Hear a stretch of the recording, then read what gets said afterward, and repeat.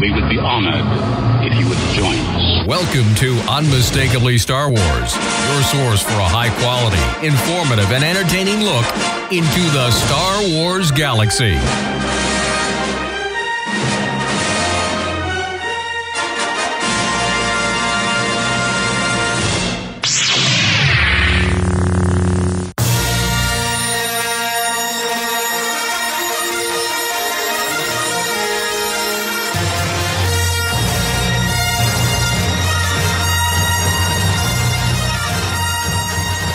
I had a really interesting experience just the other day, and Battlefront, the game that's on PS4, on Xbox One, you know, on PC, all that stuff.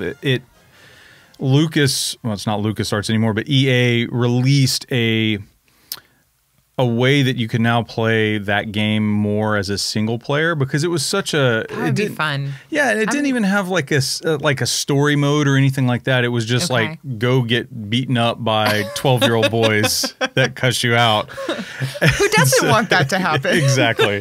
And so I had the game, I'd played it a few times, just got totally obliterated every time I tried to play multiplayer. But then they released some of the things that you could do in the multiplayer. They released it on single player. And so I was pretty excited about that, because I could stay alive for a little while, and that was fun. But what was really cool was I got my 4-year-old to come in and play a little bit. And he doesn't really know how to manipulate the controller, but he got to play, and I let him play Darth Vader, and he was, I wish I filmed it. He was just ecstatic. He was like, "Dad, I can throw my lightsaber." I'm like, "Yeah, push this button." And he threw it at a guy. "Dad, I could choke this person." I'm like, yes, you can. I don't know if that's a good thing, but anyways, that was kind of choke. What child does not wish for that ability? So yeah, that was kind of my, it was a good Star Wars moment this week to let Sam, my 4-year-old boy, kind of play that. And of course, I think I opened the floodgates, because I literally, I'm laying in bed asleep this morning at about 6:30, and I open my eyes, and he's eye to eye with me. And I'm like, "Yes, Sam? Dad, can I play the PlayStation?" I'm like, "No, Sam, you cannot." And so he's literally like sitting around just waiting. Like, I go downstairs, and I'll be down in a minute. I get downstairs. "Hey, Dad, can I play the game?" "No." So, is it time yet? Can I play now? Totally. That's what How he's about doing. now? It's like he's asked me 20 times. It was good to like come make the podcast so I could like get a break from saying no. That's so great, though. As my 3-year-old would say, "Guy time." That's like his favorite thing. Yes. Jason, my husband, will get home from work. Yeah. And he plays a Star Wars game.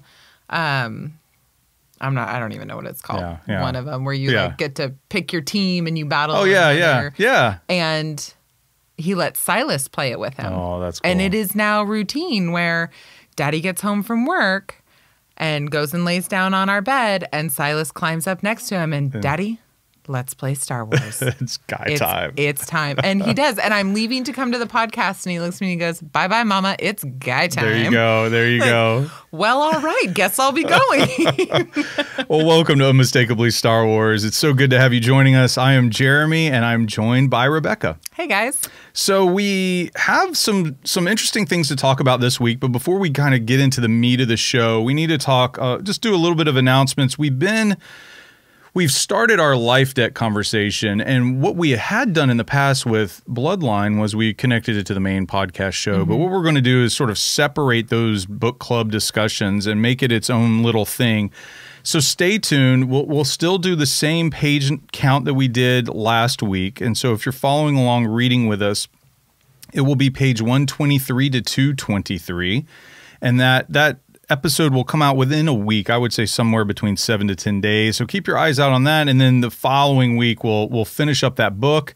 And then it's just sort of a holding pattern for the next release to come out. So just know that we've kind of pressed the pause button. It'll be on its own like kind of podcast special episode release. And we'll call it something at some point, but we don't know what. If you have any ideas, let us know.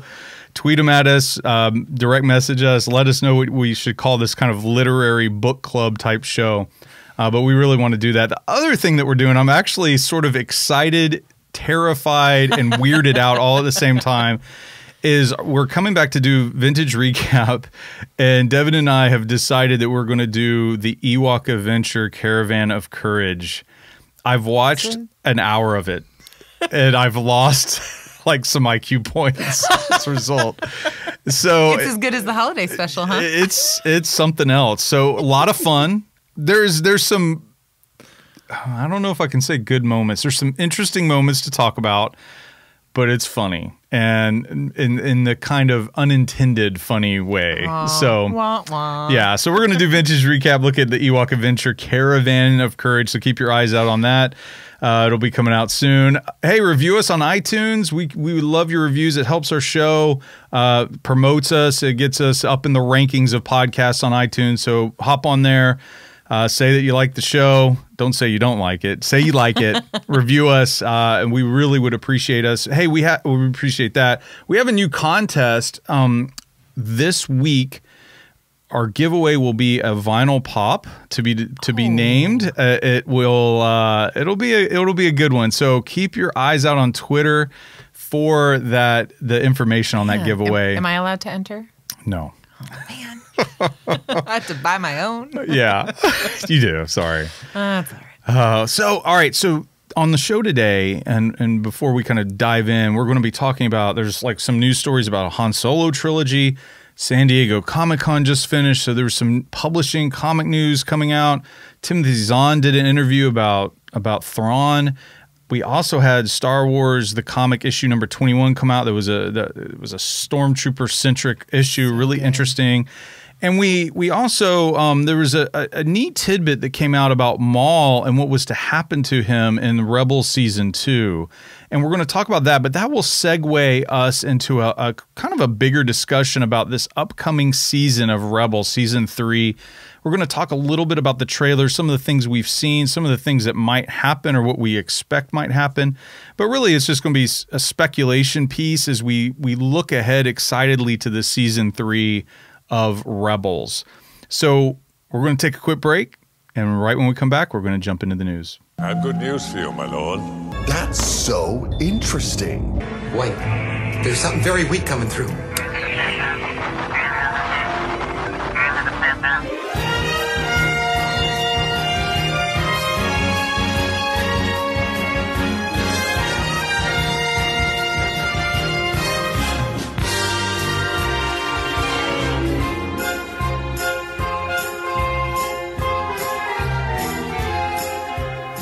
So the New York Daily News had a story come out today. So this is Monday, and it's Monday the 25th of July. And in the New York Daily News, there was this reveal that there's some talk going around that Han Solo might be a trilogy, not just one film, but 3. And so here's some of the quotes from the story. This is from the New York Daily News, but also, Star Wars Newsnet picked it up, had some commentary on it. But this is from the New York Daily News. Disney has quietly signed the 26-year-old Hail Caesar star, that's Alden Ehrenreich, to a 3-picture deal, insiders tell Confidential, paving the way for more Han Solo flicks if the one currently being written strikes gold at the box office. The movie giant has publicly revealed plans for not only one prequel featuring the wily Millennium Falcon captain, but more. And so it goes on and it says there's a real sense of excitement around the Han Solo movie and its potential. Given that Han's early adventures do not need to be tied to the Empire, it leaves storylines open, and I would agree with that. It leaves storylines open with the opportunity to really give fans something different. They can explore new galaxies and crazy creatures and bring in a wide array of new characters. And then finally, in the quotes from the piece, it says they feel that his character has the right potential to become a central figure in several movies, our source said. They're keeping things under wraps at the moment, of course, but the deal is that he has signed for at least 3 movies. What do you think? You like this? No. Why? I do not. I have never been fully on board with a Han Solo film. Yeah, we've talked about that. Yeah. Just gotta keep your hands off my scumbag. But I've come around to the idea of one. And I don't know, saying if it strikes gold, then we'll do more and just destroy it. Just because, I mean, if 1 is good, that doesn't mean 3 is the best. It's, maybe sometimes you just let lightning strike and then walk away. Walk away from it. And it's sort of kind of that Matrix moment. If the movie The Matrix just stayed The Matrix and didn't have Reloaded and Revolutions, it would have been one of the greatest. Not terrible. Yeah. Who knows what will happen. Had you left Indiana Jones just the 3 and not done Kingdom of the Crystal Skull, we'd still all love. I still love Indiana Jones. I mean, let's be real. Yeah. Well, and then that's the thing. We get this story, and obviously, I think Han Solo, the standalone movie, will make decent money.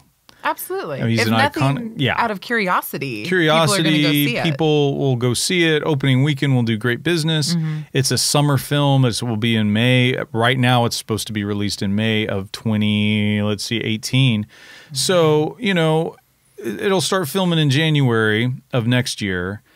And it really brings up a lot of questions. Like, do we want a character that I think some of the mystery serves Han well? Absolutely. Like, not knowing exactly, even as we read Life Debt, we're not given everything about their relationship. Right. And I think that's a good thing. And it's a problem you run into all the time with not only Star Wars, but just storytelling in general, like especially these big epic stories. Do you want to fill in every single gap?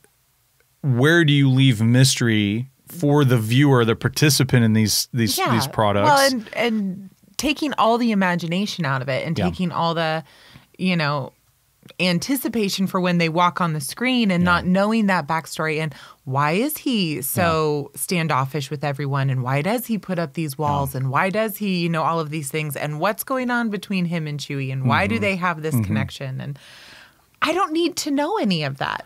Yeah, and so that's the challenge. The story. Yeah, it's the challenge. Like, is Miller and Lord, are they going to, the directors of this film, are they, with Kasdan writing, the Kasdan, father and son writing, are they going to be able to continue to tell the story of Han Solo but leave some mystery for us? Kasdan can do that. I mean, he has lines from like Empire Strikes Back where Han says, that bounty hunter we ran into in Ord Mantell changed my mind.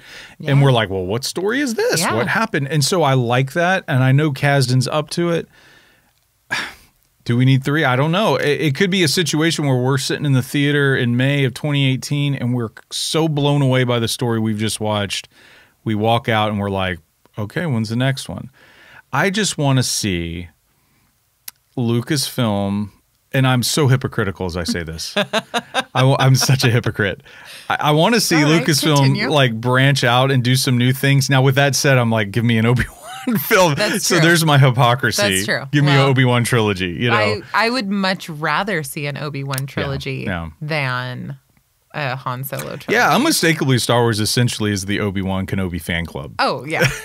I think he's all our favorites. So it's really interesting that this story's out there. I think it's probably some of the same stuff. It might be going on with Rogue One. My hunch, and I don't know anything, this isn't like spoilers or anything, my hunch is that we're going to lose a large number of those characters in the battle. But you wonder if it's wildly successful and some of these main characters stick around, that you might see them for a future installment. Lucasfilm is keeping, it's about money as much as it's about making good stories. They want to make money, and they kind of know they're tied together. Good stories equals money. Yeah, but eventually one of those things has to give. Yeah. And typically it's the good story that starts to disappear in favor of the almighty dollar sign. Yeah, and it's just, you're hopeful, like as you're watching kind of Marvel play out under Disney and doing very well, and the quality of their films have been great. You just hope that collaboration and that kind of oversight that you're seeing in Marvel also continues with Lucasfilm. And I think it will, but there's that worry because I love Star Wars so much. And I want to see some of the familiar, but I do want to see some new things as well, and new stories, new time periods. Take me somewhere else other than this classic original trilogy era. Yeah. So, It's going to be interesting to see. And it's such a long way off. I mean, a year and a half away, you know. We're so going to blink and it's going to be here. Yeah. Don't say that. It scares Sorry. me. So the other... You have kids, you know. I do, gosh. So San Diego Comic-Con just came to a close this past weekend. I mean, it was like trailers galore. Trailers for Netflix shows, like all the Marvel shows. I watched all the trailers, and this obviously is a Star Wars show, but I watched the Wonder Woman trailer, and that was easily my favorite trailer of the weekend. Did you get to see it? I didn't see that one. When the show's over, watch it. I will. You will be so pumped to see a Wonder Woman movie. Is that good? I already am so pumped to see a Wonder Woman movie It's gonna be because growing up with three brothers, it was always, you know, the guys, they always had their cool guys, and I had She-Ra and Wonder Woman. Yes. And I'm like, very limited. Whenever we were in battle, I was either She-Ra or Wonder Woman.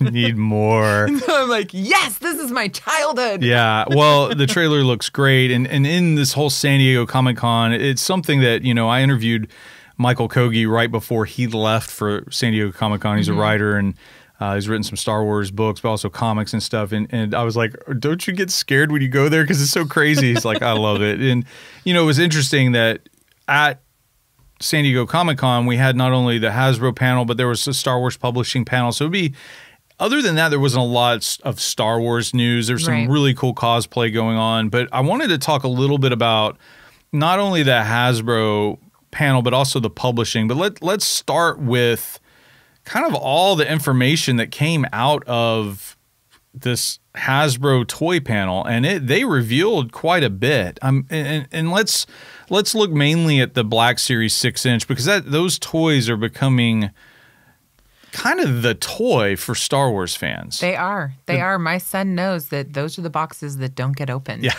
Yes. Well, and it's interesting. Here's what they're saying is going to be coming out.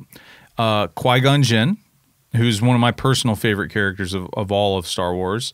You have Hera from Rebels, who's the pilot, the Twi'lek. You have a Tusken Raider. You have a Royal Guard, like the Imperial Guard, the Emperor's Guard in the red. And you have a Lando Calrissian. One of the more interesting stories is that came out of this is that the fans got a chance to vote for what they wanted to make. It was very popular a year ago, and Darth Revan won as what was going to be made. And this year, the winner was Jaina Solo, who is an EU character, is not in the current canon. So she's going to be this toy. And so the fans of the Legends, they spoke, and we're going to get this cool toy that I'm really curious to see what it looks like, because I've pictured her so many different ways in the books. So I'm really curious about that. Do you think they'll make her look like Rey? Oh wow! Wouldn't that be Wouldn't that be like such a subliminal? Yeah. I don't know. That would be crazy. That would be a lot of fun. And then Obi-Wan Kenobi is coming out. The episode 4, Old Ben Kenobi. And then there was some exclusives like the Jyn Erso from San Diego Comic-Con, and then the Kylo Ren. So that was just the 6-inch. Then you have the Black Series titanium helmets. This titanium helmet line. And you'll get a Vader, Mandalorian, Sabine helmet, Boba Fett, and then the Boushh helmet that Leia wears as the bounty hunter. Those are coming out. There is the light up Luke Skywalker lightsaber that's coming out, and that'll be cool. That'll be rad. Yeah, and then like there's the 3 3/4 figures as well, and you have Grand Admiral Thrawn. You have Hera's A-Wing with Hera. And you have, some others like Poe and a Stormtrooper squad leader. And then you have the Rogue One AT-ACT. And a lot of people are like, wait, it's not an AT-AT? No, it is a sort of like imagine an AT-AT or an AT-AT with cargo, like storage. And the idea behind that is during Rogue One, we're probably going to be on planets where something is being built. Something really big. And I think these AT-ACTs, the AT-ACTs, I really struggle with that. But I think those will be carrying a lot of the materials to build or construct this. Whatever is being constructed. Yes, whatever that is in Rogue One. I wonder. So that was kind of the big dump of information. Like, here's all this stuff that's coming out from Hasbro, you know, the Black Series, the titanium helmets, I mean, the 3 3/4, so much stuff. What stood out to you? What would be something that you would like to get, or you'd like to get your husband Jason or your son? Oh, man. Well, I was really excited about the idea of a Lando. Me too. And the way they described him, and just the plastic stamping on the cape and all of these things, the amount of detail that is going into these toys is phenomenal. The Black Series is really, there's been some molds of the faces that I haven't really liked that much. But as they've gone on, they've gotten better and better. And just looking at the images of Qui-Gon and his face and the hair, I mean, it was really, really, in fact, they said, and if you go to rebelscum.com, they have a really great kind of write-up of what all was announced there. And they said in their notes that it has, you know, the Qui-Gon Jinn has great detail, and you can see images of this online. You can just, you know, Google it. But you have that the hair was separately sculpted, which seems to work well. Sometimes the hair looks really strange on some of these characters. It does. And the painting doesn't line up. Yeah, it's really, and there are fans and toy collectors, but also just people that just want the toys to play with. They want some quality. And the Qui-Gon Jinn looks amazing. But for me, I know you were saying Lando looked really, it's the Royal Guard, the Imperial Guard looks, wow. Like, I'll go get that one. I'll purchase that. Yeah, that one looks cool. I really liked the idea of the AT-ACT walker because they say it is remote controlled and you can control it. And I'm thinking, okay, by the time this comes out to actually purchase in the store, bring home, my son should be 4, maybe 4.5. There you go. Like, can I give him a remote control walker? Is that the time that I want to do this? Because then exciting. I start thinking, will he attack the dog? Probably. What in my house will break? What will happen? But at the same time, to give him his own AT-ACT walker would be... That'd be pretty epic. It would be, Mom it would be of the pretty year. amazing. Yeah. That'd be pretty I'd have great. some major mom points. Yeah, you would. You would. You know, and one of the things the Rebel Scum article does is they kind of brought together some of the questions and answers from that panel. And some of the things that you as a listener might be interested in is like some of the things that came out was the Tusken Raider Black Series. It will be out this summer at some point, so soon. I would say in the next month or so. And then summer's done. Yeah, I mean, we're about done. And they also, one of the other things that was really interesting, 2 other things. One is that they're going to make some more of the vehicles for these characters, which is crazy. They made the TIE Fighter this past year for the First Order, and it is massive. And so they're saying, yeah, you're going to see some of these for next year, which is, I wonder what it could be. You can't get too crazy, I guess, but what do I know? And the other thing is, like, where's Luke from The Force Awakens? And they said it's coming. Yeah, so Luke is coming. One of the things I had a question about, which they answered, was the 3 3/4 inch, because that's what I would like to buy for my son to play with. You know, the articulating joints and the whole thing, and they're almost impossible to find. Well, where we are especially, it's hard for us to find a Walmart that's selling them. We don't have Walmart around here. Yeah, you have to go at some distance to get one. Yeah, so. Yeah, hopefully they'll get into other places. Yeah, other stores. It would help us out a ton.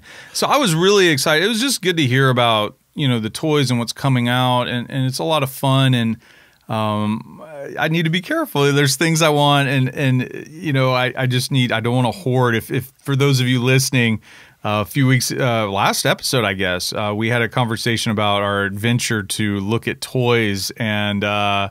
Dev and I sort of had this. Oh, I heard about this from Barb. Yeah, yeah, it was pretty crazy. So the other panel that was interesting, it was the Star Wars Publishing panel, and a couple of things I wanted to touch on. One was that the Art of Rogue One will come out simply or mainly because the Art of the Force Awakens was so successful. Yeah, and.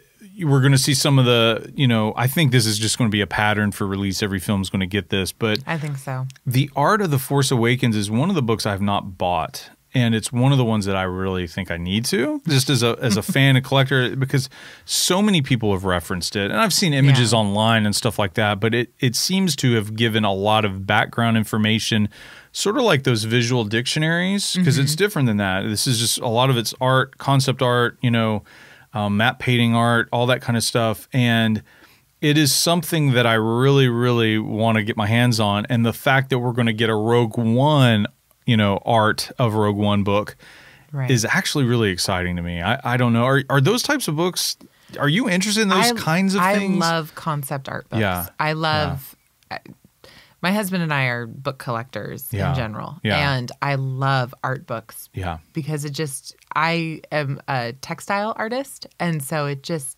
it makes your imagination just expand the more you take in. Yeah. And I love seeing people's process. I love seeing things go from just the sketches to then some color to then you have the whole painting and then it's on the screen in front of you. And so I love. It's such a good point that you made, because when we looked back at The Force Awakens and then the Blu-ray release and all the extras, one of the things that I heard a lot of fans complain about or kind of gripe about or were really let down about was that the process that you just mentioned of like, how did they get to this point? Yeah. It wasn't as explored as it was under the films released by Lucas himself. Right. He, say what you will about the prequels, and I'm not knocking the prequels at all, but there's some people that didn't like the prequels. News alert, right? But one of the things that's so interesting is the DVDs and the Blu-ray releases of the prequels and of the original trilogies. Yeah. It has so much about process. It does. And whatever, for those of you listening, some of you might not like the prequels at all. Whatever you say about the prequels, I think the Phantom Menace documentary might be one of the best documentaries about Star Wars, period. I think it's my favorite part of the Phantom Menace. Yeah, it's the documentary of how they made it, but I love the behind the scenes. Yeah, and everything from Ewan McGregor getting his lightsaber hilt to, it had so many great moments, so many, and you've really felt like a fly on the wall. And I did not feel that way with the Force Awakens extras, but with the art of the Force Awakens, people seem to be moving to that and saying, no. Here's process. Here it is in print form. Here it is in print form. Which I almost appreciate more than it being on my TV screen. Yeah. I'm still one of those people, I buy the book. I have to hold it and turn the pages myself. Yeah. So it's really, I'm really excited. I need to go pick it up. I saw that it was on Amazon the other day for $22. I'm going to have to save my money and maybe pick that up. But we got the Rogue One, Art of Rogue One book coming out. I'm sure it will release on the day of the release of the film or right after. It won't be before. So that would make the most sense. Yeah. You don't want to give too much away. I'm almost positive that's what it's listed as on Amazon right now, is like December 16th. So the other thing was, and it was funny, I interviewed Michael Kogi last week. And he's a great friend of the show. I love Michael. I love his work. I love his comic that he's done. And we were talking kind of off air, and I'm like, hey, can we talk about this Poe book? When do you want me to release this interview? And he was like, hey, go ahead and do it before Comic-Con and, just promote that I'll be at Comic-Con. We're going to reveal some things about the Poe book there. And so we couldn't really talk about it on our interview last week, but we knew that there was some stuff coming. And really, here's what it is there's going to be a Poe Dameron flight log, which is written by someone we absolutely love and adore, Michael Kogi, and it will include references to Poe's mom, who was featured in Shattered Empire, as she was basically the main character of it, and her name's Shara Bey. And so we're going to get to see Poe's mom, and basically the reveal said the book is going to offer more insight into Poe than anything done up to this point, even the comic. And so I think for those of you that are huge Poe Dameron fans, you got something coming from a great writer, Michael Kogi, and I cannot wait to have him back on the show to talk about that process and just talk about what he was allowed to do and what he was allowed to see in producing this. So it's going to be a lot of fun. It always is fascinating to me when people go and write books about specific characters. Yeah. Because how much are you hemmed in by what's already out there and where the series is going. Yeah. And how much, I wonder with the creative process, how much are you stifled in that? I know. With trying to create this book that falls in line, that stays legend, that stays not legend. Canon. Yeah. And doesn't, stray. And it's a tall order. Makes Disney happy. Yeah. And Michael said something interesting in our interview last week. He said we had one of our listeners asked about a reference in that he wrote the junior novelization for The Force Awakens. Michael Kogi did. And there's a moment where the mention of life debt between Han and Chewie comes up. And one of our listeners said, hey, ask Michael about this. Like, did he know that the Life Debt book by Chuck Wendig was coming out, and could he reference that? And it was interesting hearing Michael talk about that process of, well, I flagged it, to ask the story group at Lucasfilm, like, how much can I say? And it seems like, they're given freedom to write, and then the story group will come back and say, hey, we might need to alter this, or you need to take this out, or it is, of all of Star Wars, that story group and how they interact with the comics and the novels and the animation and just this kind of symbiotic relationship. That's one of the most fascinating things to me about this whole creative process is the story group and what they know, and then how they're able to tell who is working on whatever, what they can do and what they can't do. It's amazing. That's a lot stuff. of power. Yeah, it is. It is. It's Star Wars really, power. It is. Yeah. And really, honestly, inside that group, that is the whole future of Star Wars. It really is. I mean, they know where it's going. Obviously, there's people writing and telling stories, but they're guiding it along in the current. Yeah. They're making sure it doesn't. They are the Force. Oh, my. You just said that. I like that. I did. I went there. Yes, you did. So, yeah, that was really cool to get those tidbits from, San Diego Comic-Con, and just it's just that time of year where you had Star Wars Celebration, San Diego Comic-Con. We're going to have to take a breath here, and I'm not sure when D23 is coming up. I don't know if that's an every year thing. It might be an every other year. I would have to go back and check. But, yeah, so you have all these conventions, comic book conventions. We have the New York Comic-Con that's really starting to become something very powerful. And in some ways, it is not rivaling, not being better than San Diego, but it is a rival to San Diego Comic-Con. Yeah. And over the last 2 or 3 years, the New York Comic-Con, which is in the fall typically, has started to make some noise in the Comic-Con world, the con world. And it's fascinating to see how that all plays out. I wonder what will be revealed there, because that'll be, I would have to look it up. It would probably, my guess, it would be, October, November. Oh man, that's right at the cusp of Rogue One being released. Well, that's a lot of things. Will they things. drop more tidbits then of it's going to be that's the big question, because New York Comic-Con can really start to be this thing that really has an influence. Let's see, single day. When is New York Comic-Con? It's in 72 days, so whatever that is. So it's coming up. Couple months, and then we're going to have it. So October 6th, I guess, 6th through 9th.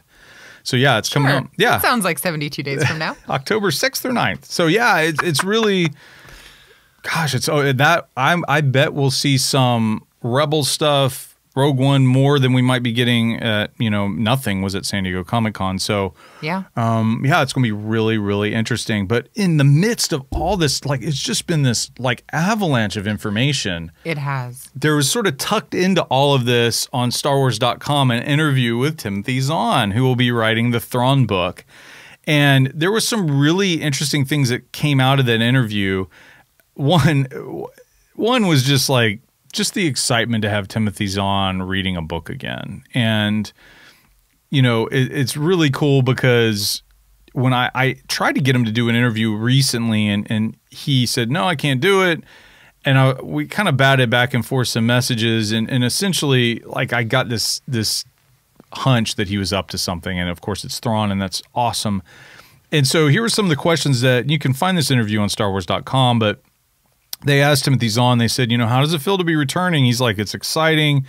You never know what characters are going to click with the fans. And he's like, Thrawn has. So he's captured the imaginations over the past quarter century. And so it's really excited and fun to be writing him again. Yeah. And we're all thrilled. I mean, Thrawn is the type of character that you just could not let him stay in Legends and not be in the canon. Yeah. He's so good of a character and loved by so many people. So just to know that Timothy Zahn's excited that he's back, and they're bringing in the big guns like James Luceno is going to be writing the Rogue One prequel novel. Great writer. He wrote the Darth Plagueis book, and he wrote the Tarkin book. And so bringing him in, but then also the guy that wrote Alexander Freed, who wrote Battlefront Twilight Company, and we've had him on the show.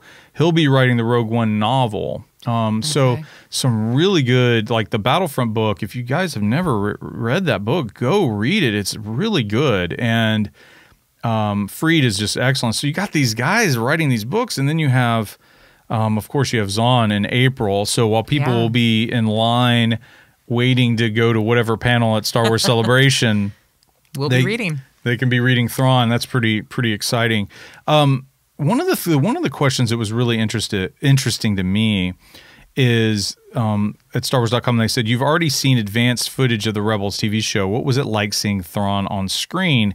And he said, I only saw a single cut from episode 1, the scene of him entering the show for the first time. So it's sort of like revealed to us, if you weren't at Celebration and you didn't see those 2 opening episodes to season 3, you know that Thrawn's in it now.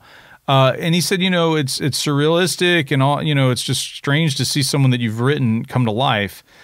And then the interview gets interesting. As far as an interview goes on StarWars.com, it says, can you give us any hints about the story and what readers will learn in the new book? And I think our listeners will be the most interested in this. It says Thrawn will span several years of the Star Wars timeline, beginning with his first encounter with the Empire and ending just before the opening of Rebels Season 3. And Thrawn is a Chiss. His race is Chiss. So, the Empire obviously has been...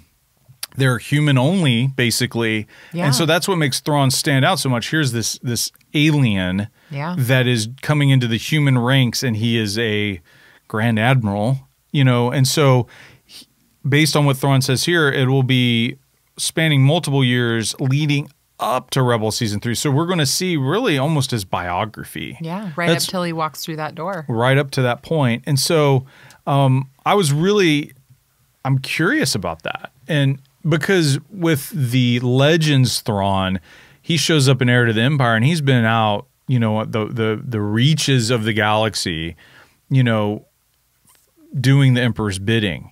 And then he comes back and causes problem after the Emperor dies. So that was kind of that's the Legends Thrawn.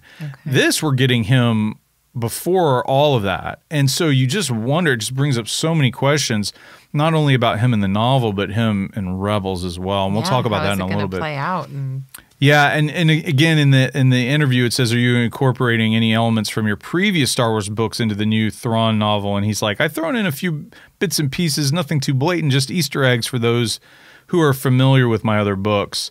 And here's an interesting question. Will Thrawn be interacting with any of the Ghost Crew or other Rebel characters in the new book? And Zahn says there will be an occasional brush with pre-established and familiar Star Wars characters. You'll just have to wait to see which ones. Oh, man. What do you like? Because you didn't read the Heir to the Empire trilogy. Yeah. Nope. And so when I actually read this interview, and he said that he's going to throw a little bit of the old books in, but not too much for those of us like me who haven't read them. Yeah.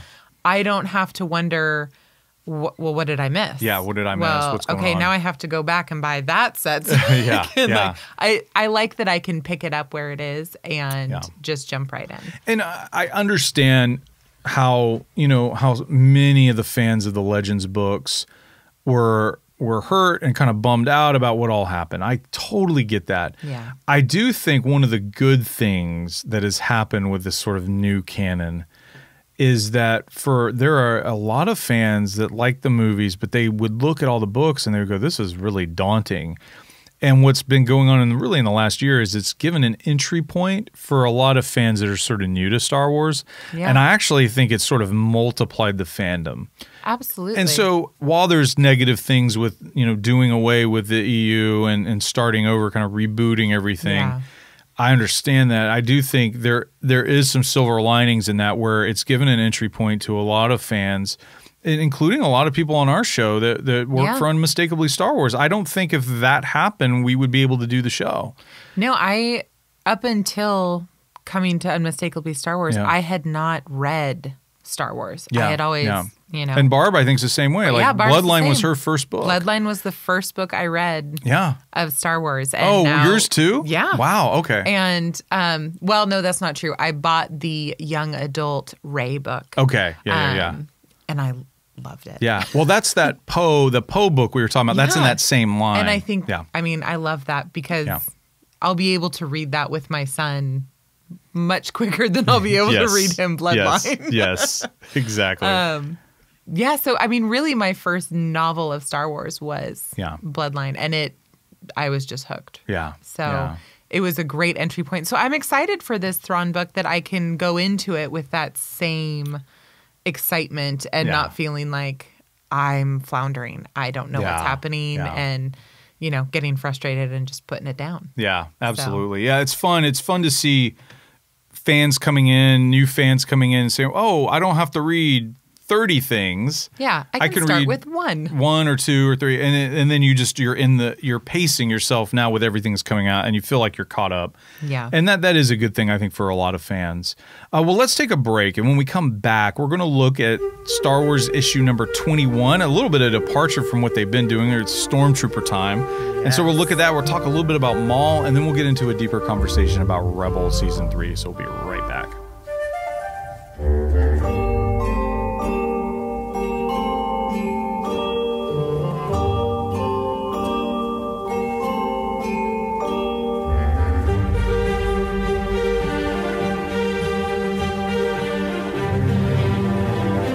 And now, back to Unmistakably Star Wars. All right, so Star Wars issue number 21 came out, which is the first part of a new story arc called The Last Flight of the Harbinger. I'm guessing the Harbinger is a Star Destroyer. It seems like it's this giant Star Destroyer because the last page of issue 21 of Star Wars shows the cover for the next one, huge Star Destroyer. So, but before we get to all that, it's interesting that this issue is a departure for several reasons. One, it is following not Luke, Han, Leia, and the gang. Right. But it is following some stormtroopers. And for those of you that have been reading the Star Wars comic, you might remember the Game Master from the Smuggler's Moon kind of story arc that happened recently. And it is that character that was this Game Master. He was an undercover Imperial. He brought down this hut, and Luke kind of had this confrontation with him, and his name is Sergeant Creel. And Creel is now, he's left that undercover assignment, right? And he's now in with this. He's now back with his boys. Yeah, he's with this kind of like commando stormtrooper unit that is pretty impressive. And so you have this comic that's sort of introducing this new arc. If you've not read this issue, we're going to talk about it. We're probably going to spoil some things, so you might want to like turn it off, go get the comic. It takes 20 minutes to read it, and come back, and you can join in with this conversation. What'd you think of the issue? It was incredible. Really? I was immediately engaged in what was happening. What were some of the things for you that like were engaging and really bringing you into the story? I thought they did an excellent job of the stormtrooper point of view. Yeah. And for me, I'm like, these aren't mindless drones. They aren't just, taking orders and walking through the motions. And it was just, I don't even know how to describe it. Yeah. And you got a little bit of the backstory on the sergeant. Yeah. And Creel. Yeah. Creel. And it's just, I mean, my mom heart absolutely broke for him. Yeah. I'm like, oh, I just want to like bake you cookies and like make you feel safe. I don't think that would work. Like, I don't think it would either, but, you know, that's where my mom heart goes. Yeah. That was not quite my response.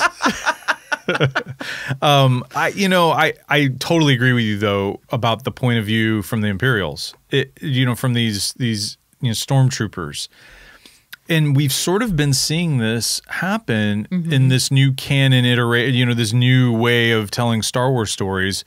We see in Rebels, we see Agent Kallus, who was very much in season 2 of Rebels humanized with some of his interactions with Zeb. And for those of you that are listening that have been following Rebels, you know exactly what I'm talking about. So we have, this humanization of Kallus, but also you have, Claudia Gray's book that, Lost Stars, right, that goes into these a lot of Imperials, not just the 2 leads, but it humanizes these people. And you're not necessarily, I didn't necessarily feel like these guys were humanized, but what I did get was their point of view, their perspective, their way of seeing things. And they viewed the rebels they viewed them as terrorists. They were traitors. Yeah, traitors, terrorists. And Krill says something early on. He says, the Empire has given law and order. If because of the lack of law and order, I lost my family, they restored something to me. That's right. They brought law and order. And, the rebels want something else. They want mayhem. They want insanity. They want chaos. Chaos, yeah. And I found that really compelling. And one of the things, Jason Aaron is the writer of this story. He is doing a masterful job of setting us up to seeing how these Imperials, they're sympathetic. We get where they're coming from. We get how they see the rebels. Right. They're not all Darth Vader. No. And that's, growing up watching the original trilogy, it was always like, well, it's all Darth Vader. It's all bad and evil. And then I have the page up in front of me, and what you were talking about, he's like, I was doomed to die in the arena just like my father. Yeah. And then until the stormtroopers came. So really, he sees that as his savior. His saviors, yeah, exactly. Yeah. And he said until the Empire made life worth living, he had nothing to live for except dying in an arena until the Empire showed up. Yeah. Which puts it in a completely different perspective than the story we've been told thus far, where it's, Palpatine is crazy and evil and just wants to destroy everything. Yeah. And we have to fight him. Yeah. Obviously. Yeah. We have to do the noble thing. He wants to destroy anyone that wants freedom and liberty. Right. We're all about freedom and liberty. So, of course, we have to destroy this man and everyone who follows him. Yeah. But then reading stories like this, it's like, oh, but wait a minute. That actually saved this child and gave him a life that he otherwise would not have had. A life and identity, and purpose. And it makes you kind of pause. And this is one of the things that I think is a really good sign for this story arc is that you get a character that is quote unquote bad, but you totally get him. Yeah, like I said, I want to bake him cookies and make him feel safe. Well, and here's what's going to be interesting is you start with the villains here, in a sense. Yeah. You, in some ways, humanize them, or at least give us an idea of their motivation. And then you realize, well, wait a minute, next issue, we're going to be dealing with our heroes, our Lukes and our Hans. And so this is a bad, bad group of people. These Imperial stormtroopers, they are, and really the issue is them just taking out these rebels, and it kind of culminates with the capture of a admiral in the Rebel Alliance. And which leads you to believe he's going to be tortured. Yeah. Yeah, it ends with them with a knife, and it's like, oh, goodness. Yeah. Oh, this is going to end poorly. Yeah, and so it's like, I wonder how this will all integrate together. I think Jorge Molina, whose art, I think it's solid. It's not my personal favorite, but it has this quality that it feels true to Star Wars. Yeah. But it's a tad exaggerated, like especially the stormtroopers, not anyone else, but it's the stormtroopers. Their masks don't quite look like They're not Stormtrooper quite masks. right. Yeah, but this team is not your typical Stormtroopers. And so based on like the art, it makes sense to me. And sometimes the art won't match up with what I think, and I'm like, it doesn't make sense. But the way this is being drawn and inked too, it makes some sense. And so I'm really enjoying the start of this story arc. I'm finding it intriguing. I would say this, if I was to give it, 5 Death Stars, 5 being the best, 1 being awful, I would probably give it, especially as an opening kind of issue to a story arc, I would give it like 4.5 Death Stars. I would put I'm it right in there. I would probably give it 4.5. Yeah, it's not perfection, but it's really it's a hook. It hooked me, and I'm like, okay. And I thought really right now with all the comics that are going on in the stories, I was kind of putting Han Solo up here as like being the most like, oh, I got this in the mail. I can't wait to read it. Yes. This story arc in Star Wars has really brought it up there, and Jason Aaron's doing a great job writing this story, and so I'm really thrilled to see where it goes. And so next issue, it continues this whole the last flight of the Harbinger. I'm really, really curious if we're going to see some sort of confrontation between this commando team and Luke and his friends. So we'll see. We'll see in a month. So it's a good start, though. Wait a month. I know. It's a good start. It's a great start. So one of the stories that I wanted to talk about that was really kind of jumped up on my radar that really is leading into a kind of a deeper conversation about Rebels is a story that Dave Filoni, that IGN picked up. It's about Dave Filoni and what he revealed just with all these, with Star Wars Celebration and everything. Right. And essentially, Filoni revealed that Maul was actually going to just have this very brief return in season 2, right, and that he was going to die in this huge finale, and he was going to die at the hands of Vader. And because there can only be 2. Well, yeah, and Maul even says, in this episode, he's like, Ezra says, "You're a Sith" to Maul, and Maul's like, "The Sith? The Sith killed, they killed my brother. They took away my identity. I hate the Sith." And so Maul's this sort of pit bull now that's just like a smart pit bull that's out to get not only the Emperor but maybe the rebels. He's such a wild card. And the season 2 of Rebels ends with Maul escaping, going out in space. Don't know what he's going to be up to. We do know he shows up in this 3rd season, but I found that idea of Maul and Vader fighting one another compelling. We do see a confrontation between Vader and Maul in the comics. It's the EU. It's not it's not canon. Yeah. And I have not read that specific issue, and I know some of our listeners have. I'm not even sure if it was a real Vader and a real Maul. I'm not positive about that, or if there was some clone stuff going on. I haven't read it. But I do know that they had a confrontation. It was interesting that they decided not to kill off Maul, and that he will be showing up in season 3. Mm-hmm. I'm wondering like how he might be used. I mean, how would you, if you were sitting down to like create a story with Maul, we know his motivation. His motivation at the end of season 2 is like, I want to destroy the Emperor. Because we know in Clone Wars, toward the end of the Clone Wars, he kills Maul's brother, Savage Opress. We know in the comic that is canon from Dark Horse that the Emperor has just ridiculous control over Maul. Maul breaks free from that. He's free, but he hates the Emperor, wants to destroy the Emperor. That's the reason why he was at the end of the season. He was trying to get this weapon to destroy the Emperor and Vader. And yet he also wants an apprentice, and he wants Ezra. Right. So what would you do with Maul? He's this kind of crazy thing. Like if you were telling the stories, how would you use him? Oh man. It's a hard question because he is the wild card. Yeah. So how quickly do you show your hand with the wild card?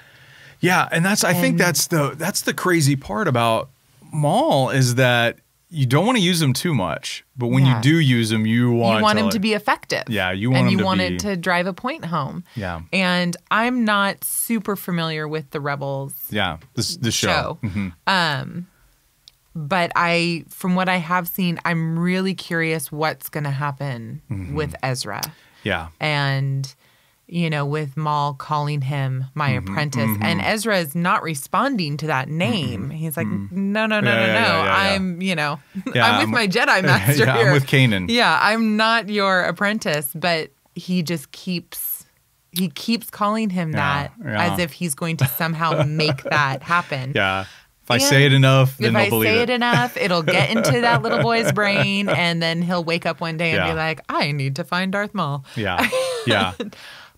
But you see from Ezra similar things that you saw when Anakin was a Padawan. And so many similarities. Very similar language and similar fears. And I'm wondering if they're going to use Maul the way they used Palpatine initially to kind of come alongside and slowly pull him from the Jedis and slowly kind of, I can give you what you want. Yeah. You just got to dabble in this. Yeah. I can give you what you want. You just have to realign your allegiance. That's a really interesting point. I hadn't even thought of that it might be that Maul takes on kind of that Emperor role. I had always thought it was somehow Vader and the Emperor were the ones that are going to coax Ezra over to the dark side.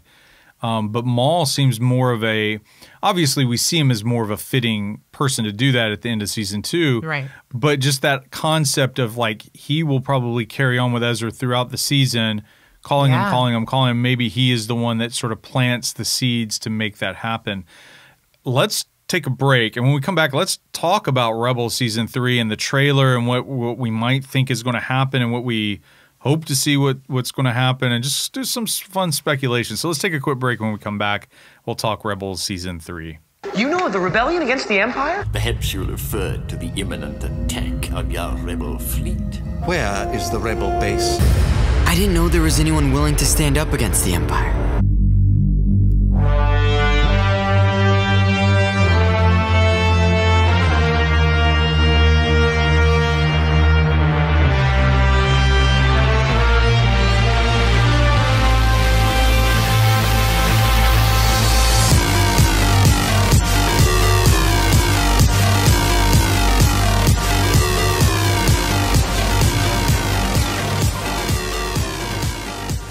So at Star Wars Celebration, they revealed a ton. They revealed Thrawn, they showed several clips, and they showed the trailer for season 3. We're going to talk about the trailer and some of the things that come up in the trailer and sort of not necessarily break it down, but speculate and things that maybe popped out to us specifically that we found interesting, that might bring up some questions, but we're also going to say what we think might happen in season 3. And so we'll just have some fun with this this trailer and what might happen in season 3 of Rebels. So here's the trailer.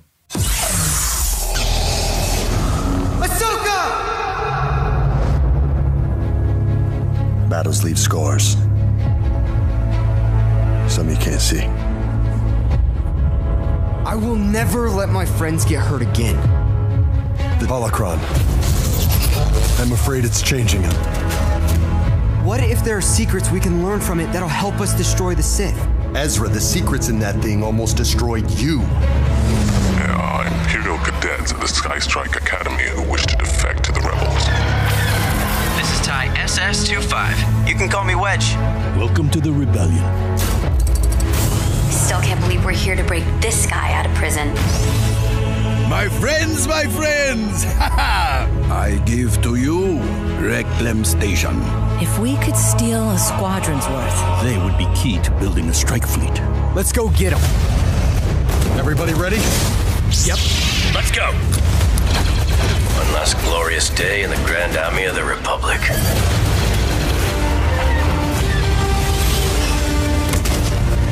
Flying stormtroopers?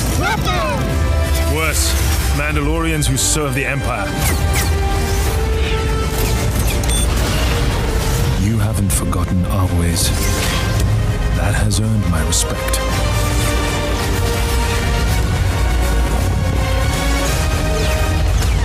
So what's in it for you two? Riches untold, that sort of thing. So we'll split the treasure. Split the treasure. Oh, that's a classic. Governor Price, these rebels have proven particularly stubborn. How do you intend to solve this problem? I need someone who sees a bigger picture. The Empire is getting better at anticipating our moves. I underestimated the commander. Previous attacks were clumsy, but this one was swift, precise. To defeat an enemy, you must know them. Not simply their battle tactics, but their history, philosophy, art. Grand Admiral Thrawn. Caravast. Embrace your destiny. Jedi and Sith, the light and the dark. I'm the one in the middle, the Bendu. Once a secret is known, it cannot be unknown.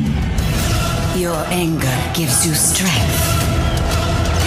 I will pull the rebels apart piece by piece. I must become more powerful. They'll be the architects of their own destruction. Ezra, turn away before it's too late! The key to destroying the Sith. So yeah, there's a lot here to talk about. It was a 3.5-minute trailer. A lot's going on in it, but you touched on this right before we went to break, where you said the language that Ezra's using and is being used around him is so similar to Anakin, you know, and there's that line early on where Ezra says, I never want to let my friends get hurt again. Yeah. And it's this, you know, tight grasp upon them. And we remember, like, at the midpoint of season 2, Ezra loses his parents. Like, he finds out that they've died. Yeah. If that's certain or not, we don't know, but he's been told that. And so who does he have left? The crew of the Ghosts, Kanan, you know, Sabine, Hera, you know, he has this whole group that they're his family now, and he is holding on to them tightly. And we see it. I mean, we see it. We're like, uh-oh. Yeah, I mean, danger. You see it in, you know, his language and his, and I think that probably will be what pulls him away. Someone is going to get hurt. Someone is going to get hurt. I can't allow that to happen.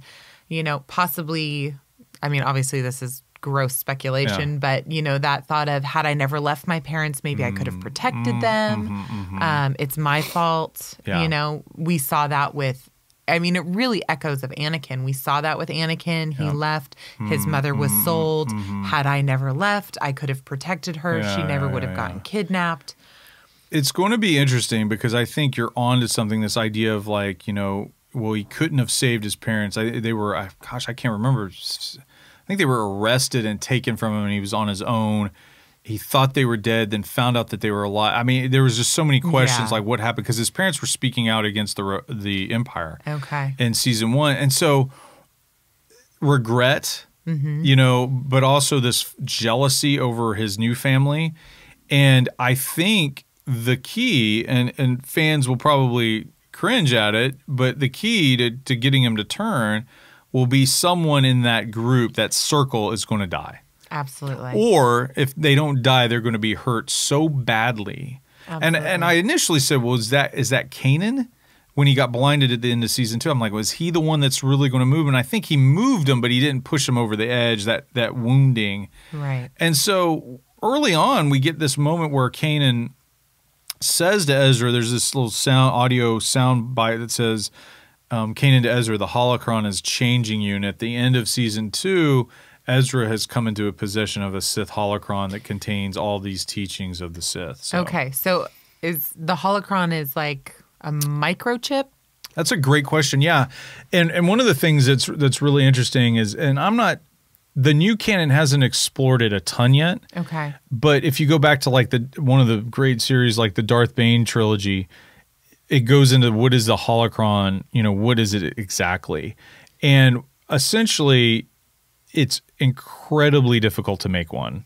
Okay. Whether it's I think a Jedi or a Sith, it's incredibly difficult to make one. And what you do is you basically are able to record. There's almost a spiritual force aspect to it. Okay. Not necessarily a technological aspect. It's almost like you're putting some of your spirit into it. Okay. But you're putting all of your teaching and knowledge into it. And that way you can. And so a holocron can be how to use your force power in this way.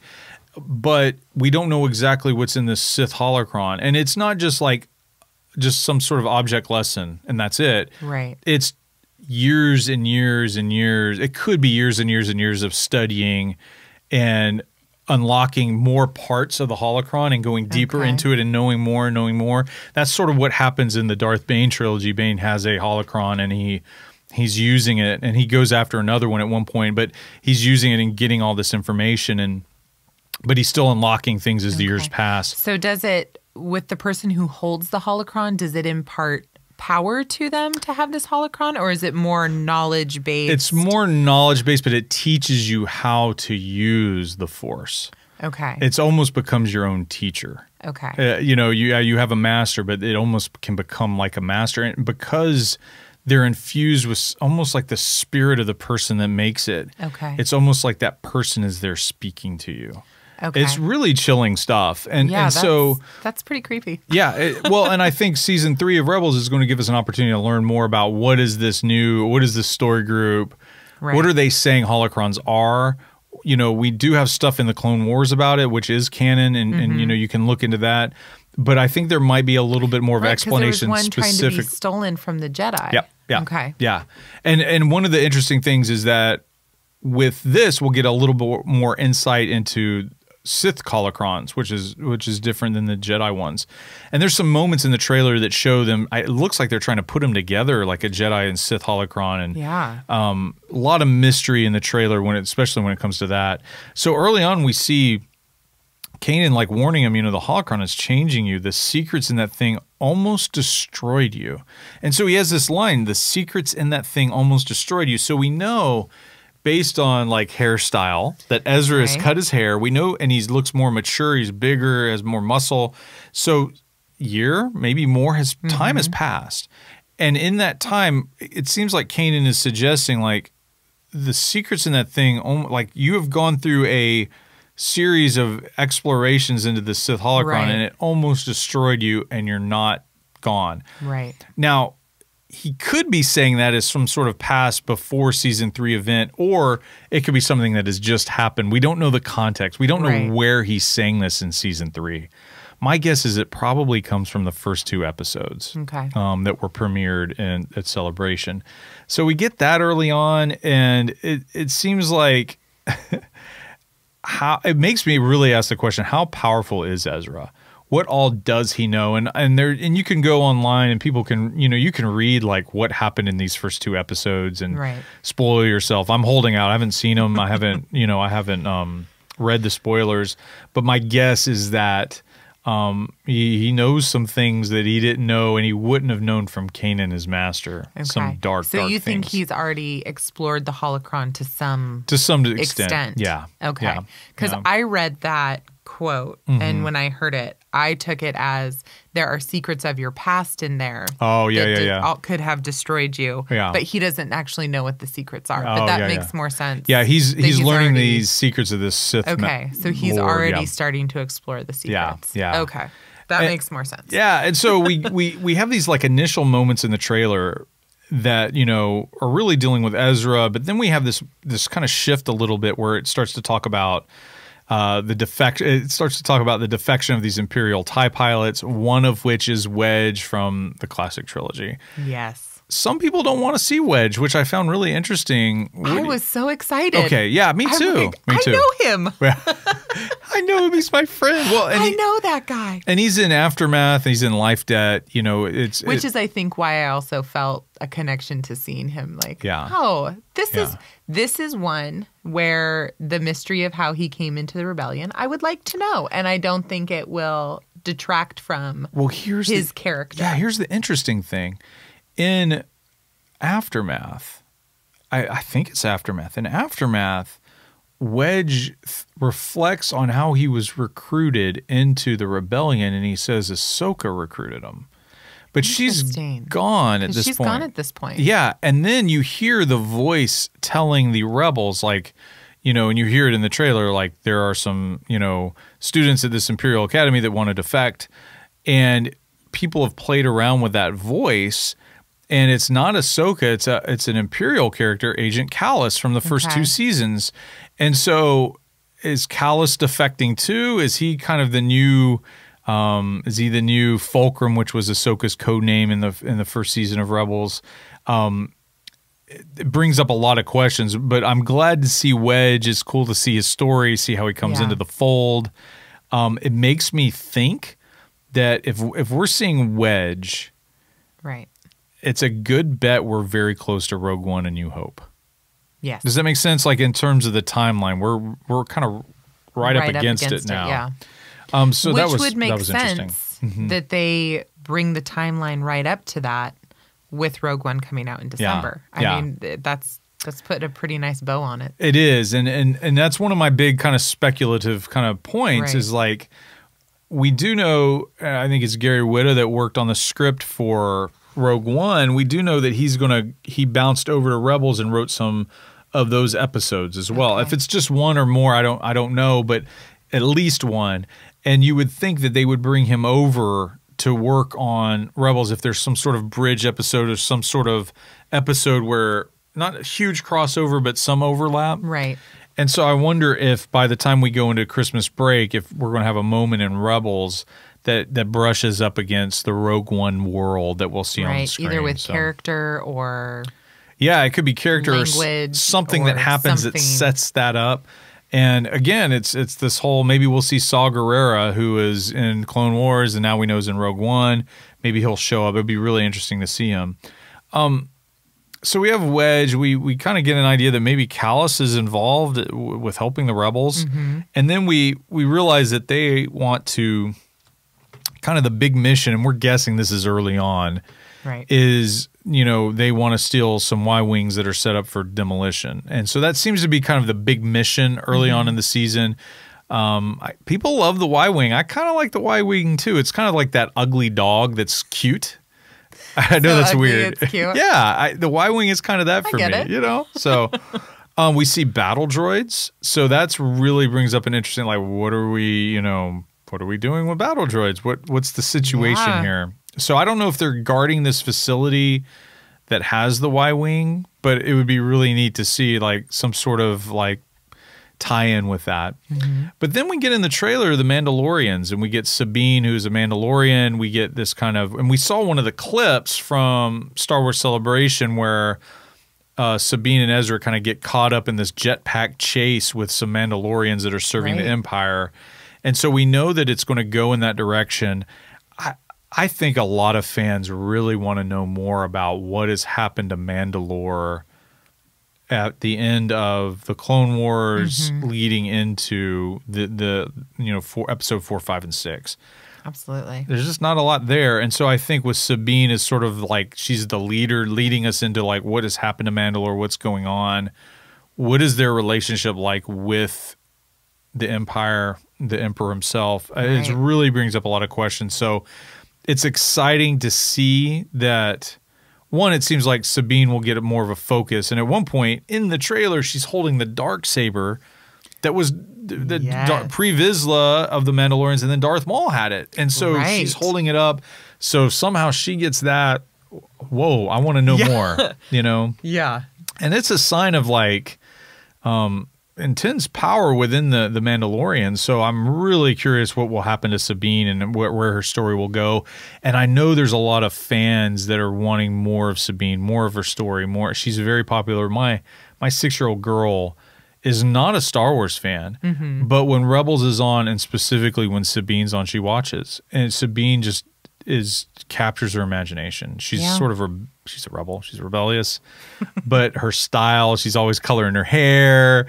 She's has colorful armor, and so my little 6-year-old loves Sabine. And so to see that, it looks like there'll be more of an exploration of her, and it really seems like in the season we're going to see Sabine, Ezra, maybe Zeb, but at least Sabine and Ezra are kind of being put up as sort of the focus of the season. So that's what it seemed like from the trailer. Yeah.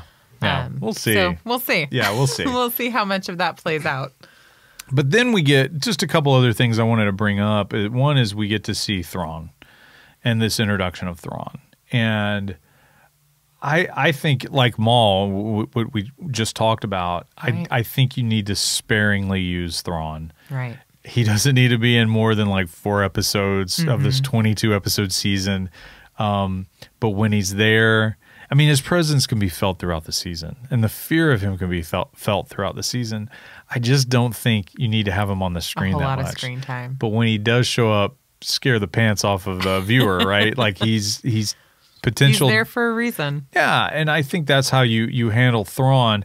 It's great to see him. I don't want him to die in Rebels, though. He's such a great character. I want to see him end up on the big screen. Yeah. And, I don't want to see this.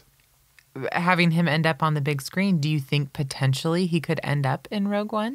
I don't. Okay. I think he would overshadow Ben Mendelsohn's character. Okay. I think there could easily be a mention of him. Okay.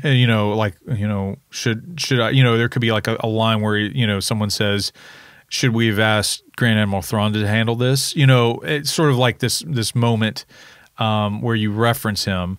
But he's the type of character that maybe you see what happens to him in the Heir to the Empire, EU story, where he goes out to the far reaches of the galaxy and he's, on the Outer Rim and beyond, serving the Emperor. Okay. That might be interesting to like have him exit that way. But I just love that character so much. I want to see him die, but I want to see him die in the most epic way possible. One that's fitting of who he is. And with the story. Obviously, they're telling a story, and I want to make sure it's a good story. But you want one of your favorite heroes to take him down. So I understand that. Yeah, and so it's good to see Thrawn not end up in a trash compactor. Yeah, and I think you're really striking a good balance if you have Thrawn and Maul, because you can really balance the season with them. And then of course you have the Emperor and Vader waiting. The Emperor hasn't really made any major appearances yet. Vader has, and so I wonder a couple of things. One, do you bring Vader in and have him kill Maul? Is it Ezra that's going to kill Maul in a fit of rage because someone has been killed? It just, so many things come up. Like, how is this all going to play out? And it's fun to speculate. But I don't see how Maul can finish the season. Yeah, can survive it. Yeah, I really don't. I think his story has played out. Okay. I think based on, what we talked about earlier, that they were really considering killing him. I think it's time. You can't have Maul running around during Empire Strikes Back time period. I just don't think you can do it. No. It wouldn't fit.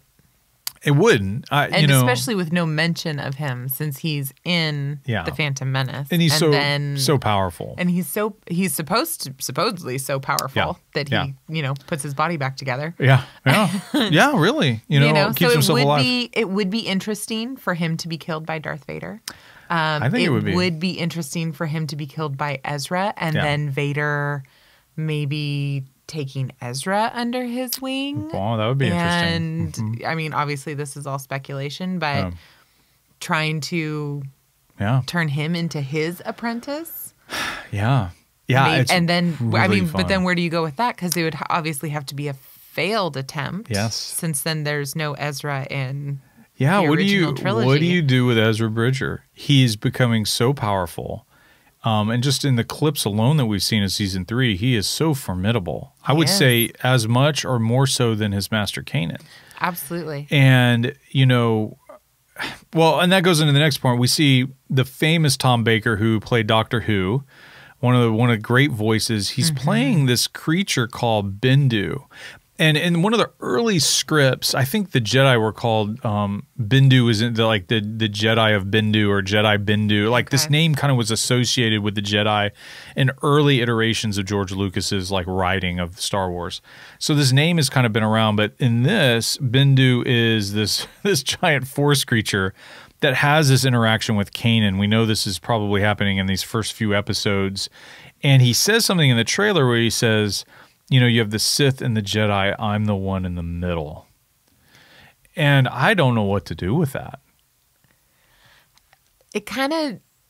It almost makes me think he's in the position of like Maz, where she's not a Jedi. She's not a Sith. She's in the middle. Yeah. She's force sensitive, but not a force wielder. Yeah. And so maybe it's something like that where he's not a Jedi, he's not a Sith, but he's sensitive to all of it. Yeah. And it really makes, there's an arc in the Clone Wars, it's called the Mortis arc, where Anakin, Obi-Wan, and Ahsoka get stranded in this almost like another dimension almost, a planet, and they come in contact with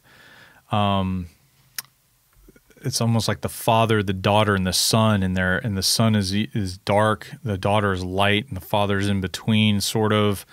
And there's all this stuff going on with that. And it's interesting, the more we get into the Star Wars, and the more we get into Rebels, and the more we keep telling these stories, that specific arc in the Clone Wars, it's like 2 or 3 episodes, I think it was 3. It seems to be becoming more and more and more important. And of course, this was George Lucas's, like, this is his story. Right. And we're seeing this starting, like, just that comment, I'm the one in the middle. It makes me think of Ahsoka and what happened to her. It makes me just wonder, like, okay, how is this whole story playing out? What on earth is going on? And what's going to happen here? And we know that Kanan's having this conversation with Bendu. And so I'm really curious what he tells Kanan, how he plays into it. Is he going to be an antagonist? Is he going to be a friend? Yeah. You know, and so it just so many questions. And what do you do with the Sith holocron? And I know that people that have seen the first 2 episodes, they probably have some of those questions answered. But for the rest of us, we're still like wondering, you know, what happens to the Sith holocron? What happens with Kanan and Bendu in this conversation? Right. But what I'm thinking, just based on the art, like the animation, based on the themes that we're seeing put into place, Rebel Season 3 is shaping up to being, and with Rogue One kind of bumping up against it, and the timelines seem to match. With all of this going on, it is becoming wonderfully exciting. And we have an article coming out tomorrow, I think, on just the music in Rebels, and specifically Ezra's theme in Rebels. And so it's going to be a lot of fun just to see this season of Rebels and how it plays out in this larger story of Star Wars. But I can't wait. You know? I'm excited. I'm excited to get caught up in Rebels. Yeah, it's a lot. It's a lot, really but dive it's worth into it. And yeah. I'm excited. Yeah, it's going to be a lot of fun. So that about does it for this episode of Unmistakably Star Wars. Thank you so much for listening. Kind of keep an eye out there for our discussion on life debt and our giveaways on Twitter. Hey, follow us on Twitter and Instagram at UnmistakablySW. Please, if you have time, just take a few minutes, go on iTunes, go to our page, write a review for us, a good one, please. It really helps out our show. Hey, thanks so much for listening, and as always, may the Force be with you. For more Unmistakably Star Wars, log on to unmistakably.starwars.com and be sure to follow us on Twitter and Instagram at UnmistakablySW. Thanks for listening to Unmistakably Star Wars. Join us again next week for more news and insights like only we can bring you. Until then, lock the door and hope they don't have blasters.